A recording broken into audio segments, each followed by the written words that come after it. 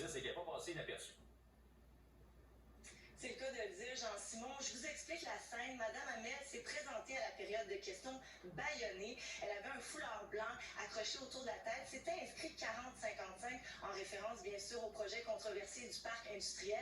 Elle est restée pendant quelques secondes en silence. Elle a posé ce geste pour dénoncer la censure dont elle juge être victime de la part de la ville de Trois-Rivières. Sa sœur aussi est allée poser une question. Elle a demandé au maire de s'excuser et ne s'est pas excusée. Selon lui, la fonction publique a appliqué la politique, soit celle de prévention de la violence dans les interactions avec le personnel de la ville.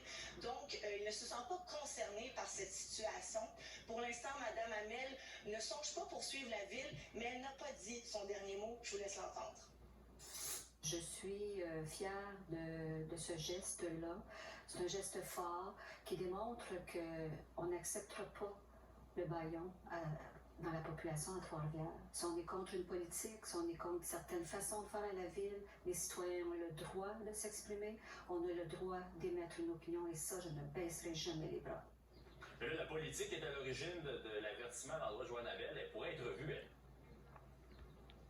Exactement, c'est une idée qu'a proposée le conseiller Pierre-Luc Fortin.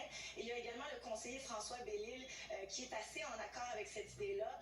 Donc, parce que tu sais, Jean-Simon, dans toute cette saga-là, la question clé, c'est le problème, est-ce que c'est la politique ou c'est son application? Eh bien, selon le conseiller Pierre-Luc Fortin, cette politique a sa raison d'être, mais on est allé beaucoup trop loin dans son interprétation. Et je vous dirais que Mme Hamel est aussi d'accord avec ce point de vue-là. Selon elle, c'est important d'avoir une politique pour contrer la violence envers les élus et les employés. Mais il y a une différence à faire entre tenir des propos haineux et violents et porter un regard critique envers la fonction publique.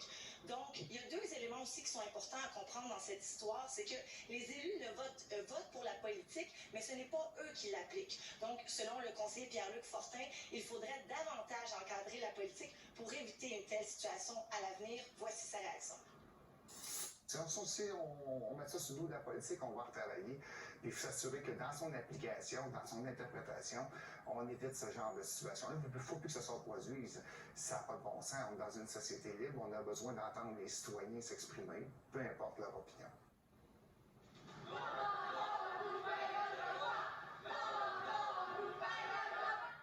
Coup d'éclat à l'hôtel de ville, les citoyens réclament un changement dans l'application de la politique sur la prévention de la violence.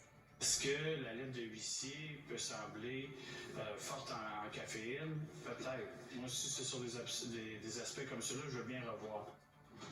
Maintenant, une séance du Conseil à Trois-Rivières est synonyme de coup d'éclat et c'était le cas encore hier soir. Le principal point critiqué, c'est l'impression d'être bâillonné des citoyens.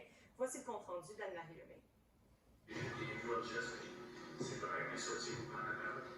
Silencieuse et bâillonnée, c'est ainsi que la citoyenne Joanne Hamel s'est présentée à la séance du Conseil de mardi. Imitée par une vingtaine de citoyens qui voulaient dénoncer l'avis qu'elle a reçu par l'huissier pour avoir qualifié d'incompétent un fonctionnaire de la ville sur les réseaux sociaux. Une citoyenne ici dans la salle, c'est ma sœur jumelle.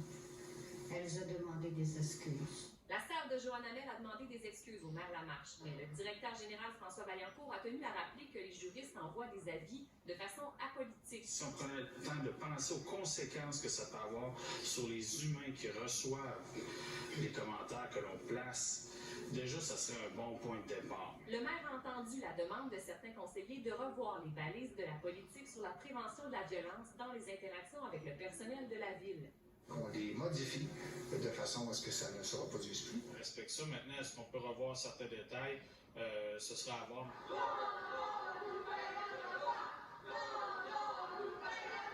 L'avocat de Joanne Hamel, Julius Gray, considère que sa cliente pourrait contester la politique de la ville devant la cour. Les règlements et les règles qui essaient de limiter la liberté d'expression risquent d'être contestés avec succès.